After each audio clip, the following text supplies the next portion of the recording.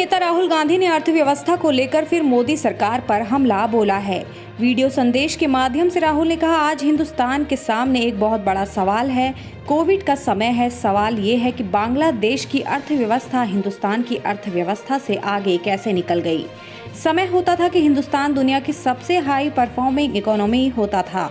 सरकार कहती है कारण कोविड है, लेकिन अगर कारण कोविड है, कोविड तो बांग्लादेश में भी है, कोविड तो दुनिया में भी है, तो फिर अगर कारण कोविड है तो हिंदुस्तान पीछे कैसे रह गया।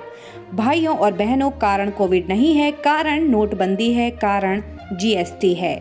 राहुल ने कहा कि 4 साल पहले नरेंद्र मोदी जी ने हिंदुस्तान की अर्थव्यवस्था पर आक्रमण शुरू किया। आपके पैर पर कुल्हाड़ी मारी, किसानों, मजदूरों, छोटे दुकानदारों को जबरदस्त चोट मारी। मनमोहन सिंह जी ने कहा कि अर्थव्यवस्था को 2% का नुकसान होने वाला है और वही हमें देखने को मिला। प्रधानमंत्री जी ने कहा कि काले धन के खिलाफ लड़ाई है, मगर लड़ाई काले धन के खिलाफ नहीं थी। ये झूठ था। आक्रमण आप पर हो रहा था। प्रधानमंत्री जी ने कहा काले धन के खिलाफ लड़ाई है, मगर काले धन के खिलाफ लड़ाई नहीं थी। ये झूठ था।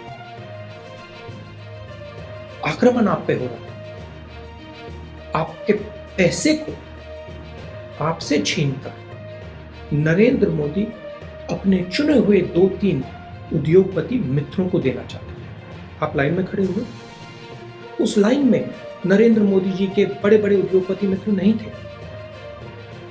आपने अपना पैसा बैंक में डाला और बैंक से नरेंद्र मोदी जी ने आपका पैसा अपने मित्रों को दे दिया। उनका कर्जा माफ किया। 3,50,000 करोड़ रुपए उनका कर्जा माफ किया।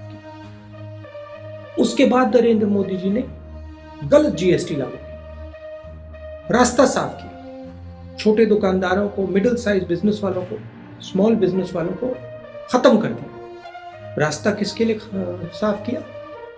फिर से अपने चुने हुए 3-4 उद्योगपति मित्रों को। बिहार विधानसभा चुनाव के लिए 3 चरणों में मतदान हो चुका है। मंगलवार 10 नवंबर को मतगणना होगी, जिसमें यह पता चल जाएगा कि जनता ने सत्ता की चाबी किसे सौंपी है। हालांकि एग्जिट पोल में महागठबंधन एनडीए से आगे निकलती हुई दिख रही है। इसे लेकर शिवसेना ने प्रधानमंत्री नरेंद्र मोदी और मुख्यमंत्री नीतीश कुमार पर निशाना साधा है। शिवसेना ने अपने मुखपत्र सामना में लिखा है कि बिहार में सत्ता अंतर आखिरी पायदान पर है। प्रधानमंत्री मोदी सहित नीतीश कुमार आदि नेता युवा तेजस्वी यादव के सामने नहीं टिक पाए। झूठ के गुब्बारे हवा में छोड़े गए, वो हवा में ही गायब हो गए। लोगों ने बिहार के चुनाव को अपने हाथों में ले लिया। उन्होंने प्रधानमंत्री मोदी और नीतीश कुमार के आगे घुटने नहीं टेके। तेजस्वी की सभाओं में जनसागर उमड़ रहा था और प्रधानमंत्री मोदी तथा नीतीश कुमार जैसे नेता निर्जीव मटकों के समक्ष गला फाड़ रहे थे। पार्टी ने राज्य में महागठबंधन को मौका देने पर जनता का अभिनंदन किया है। शिवसेना ने लिखा, बिहार में फिर से जंगल राज आएगा, ऐसा डर दिखाया गया, लेकिन लोगों ने मानो स्पष्ट कह दिया, पहले तुम जाओ, जंगल राज आया भी तो हम निपट लेंगे।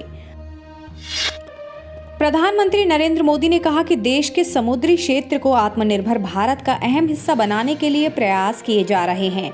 सरकार की इन कोशिशों को बढ़ावा देने के लिए एक और बड़ा कदम लिया जा रहा है। जहाजरानी मंत्रालय का दायरा बढ़ाते हुए इसका नाम बंदरगाह जहाजरानी और जलमार्ग मंत्रालय किया जाएगा।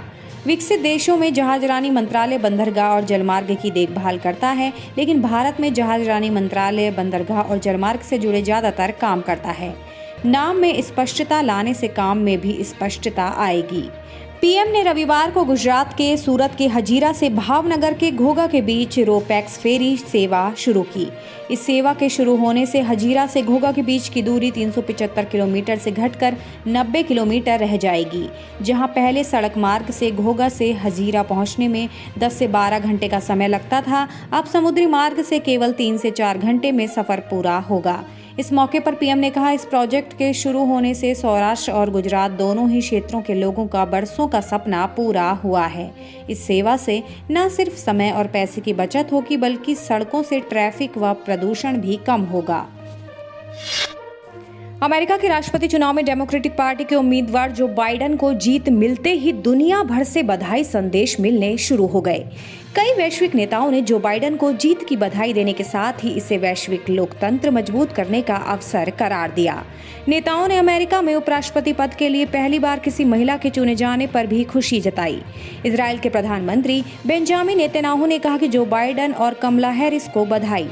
बाइडेन का हमारे साथ लगभग 40 साल का लंबा और प्रगाढ़ व्यक्तिगत संबंध है। मैं आपको इजराइल के एक महान मित्र के रूप में जानता हूं। मैं यूएस और इजराइल के बीच विशेष गठबंधन को और मजबूत करने और आप दोनों के साथ काम करने के लिए उत्सुक हूं। कैनेडियाई प्रधानमंत्री जस्टिन ट्रूडो ने कहा कि मैं जो बाइडेन और कमला हैरिस को अमेरिका चुनाव में जीत के लिए शुभकामनाएं देता हूं। साथ ही कहा कि मैं राष्ट्रपति चुनाव बिडेन, उपराष्ट्रपति चुनाव हैरिस और उनके प्रशासन और संयुक्त राज्य अमेरिका कांग्रेस के साथ काम करने के लिए तत्पर हूं, क्योंकि हम विश्व की सबसे बड़ी चुनौतियों का एक साथ सामना करेंगे। फ्रांस के राष्ट्रपति इमैनुअल मैक्रों ने ट्वीट किया, अमेरिका ने अपना राष्ट्रपति चुन लिया है, बधाई हो जो बाइडेन और Kamala Harris. German chancellor Angela Merkel ने कहा, वर्तमान चुनौतियों का सामना करने के लिए हमें काफी कुछ करना है। चलिए साथ काम करते हैं। मैं राष्ट्रपति बाइडेन के साथ भविष्य में सहयोग की आशा करती हूं।